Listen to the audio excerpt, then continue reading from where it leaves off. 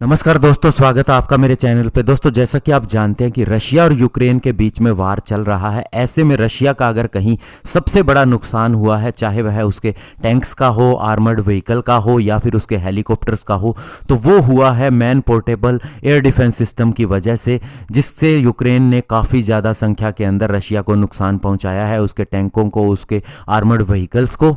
तो ऐसे में इंडिया की क्या पोजीशन है? अगर इंडिया ऐसी ही सिचुएशन के अंदर आ जाए तो दोस्तों डीआरडीओ भी ऐसे ही सिस्टम के ऊपर काम कर रहा है, जो दोस्तों हमारे लिए गेम चेंजर साबित हो सकता है। आज इसी के ऊपर बात करेंगे। चलिए दोस्तों शुरू करते हैं। तो दोस्तों, अगर हम रशियन एयरक्राफ्ट की या हेलीकॉप्टर्स की बात करें जिन्हें सबसे ज़्यादा गिराया गया है यूक्रेन के द्वारा, तो उसमें मदद ली गई है man portable air defence system की, जिसके अंदर यूएस की स्टिंगर मिसाइल भी शामिल है और रशियन ईगल सिस्टम भी शामिल है, जो रशिया ने ही यूक्रेन को दिया होगा। ऐसे में दोस्तों इन सिस्टम्स की बात करें तो ये थोड़ी दूरी के अंदर या कहें कि शॉर्ट रेंज के अंदर बहुत ज़्यादा इफेक्टिव होते हैं, स्पेशली 10,000 से 15,000 फीट की ऊंचाई के ऊपर। वहीं अगर हम बात करें कि अगर कोई एयरक्राफ्ट 40,000 फीट की ऊंचाई के ऊपर उड़ रहा है तो वहां पर ये ज़्यादा इफेक्टिव साबित नहीं होते।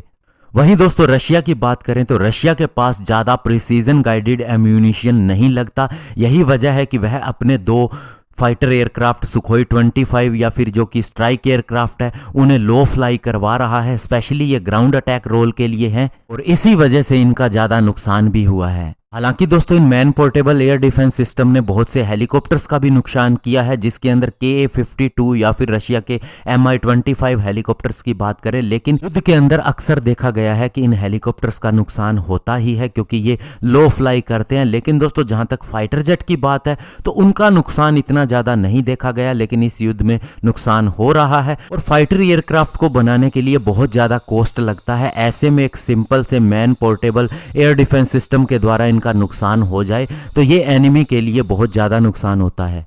अब दोस्तों बात करें कि इंडिया इसमें कहां स्थान रखता है, तो डीआरडीओ दोस्तों MPDMS man portable defensive missile system के ऊपर काम कर रहा है। इसकी सबसे बड़ी खासियत ये होगी कि ये वर्ल्ड्स फर्स्ट यानी दुनिया का पहला ऐसा सिस्टम होगा जिसका एक डायरेक्ट लिंक होगा एयर डिफेंस नेटवर्क के साथ में, जिसमें एक डेटा लिंक सिस्टम के थ्रू ये जुड़ा होगा। यानी कि दोस्तों इसका मतलब ये है कि एक अलग जगह पर अगर man portable air defence system है, उसका ऑपरेटर है, तो वो एक नेटवर्क एनवायरनमेंट के अंदर आ जाता है, यानी नेटवर्क से जुड़ जाता है। और दोस्तों अगर इस सिस्टम से दुश्मन को बचना है तो उसे दोस्तों एक तो स्टैंड ऑफ स्ट्राइक रेंज से ही स्ट्राइक करनी पड़ती है, यानी काफ़ी दूरी पे रह के जहां पर उसे कोई खतरा ना हो वहां से वार करना पड़ता है। और दूसरी बात, इसके लिए उसे क्रूज मिसाइल्स का इस्तेमाल करना पड़ता है, जो कि दोस्तों बहुत ज़्यादा महंगी होती है। और साथ ही हाई एल्टीट्यूड से उसे बॉम्बिंग करनी पड़ती है, जो कि बहुत ज़्यादा महंगा रहता है। ऐसे में दोस्तों अब इंडिया के पास ये सिस्टम डीआरडीओ बना रहा है, जो कि दुनिया भर में बेहतरीन होगा, तो हमें किसी भी तरह की चिंता करने की ज़रूरत नहीं है। और इससे भी अगर आगे बढ़े तो हमारा जो दोस्तों आकाश नेक्स्ट जनरेशन सिस्टम है और medium range surface to air missile system है, वो भी बहुत ही बेहतरीन है और बहुत ही अच्छा काम कर रहा है और दुश्मन को बहुत ज़्यादा नुकसान पहुंचा सकता है और काउंटर स्ट्राइक के अंदर भी उन्हें न्यूट्रलाइज कर सकता है। धन्यवाद। जय हिंद।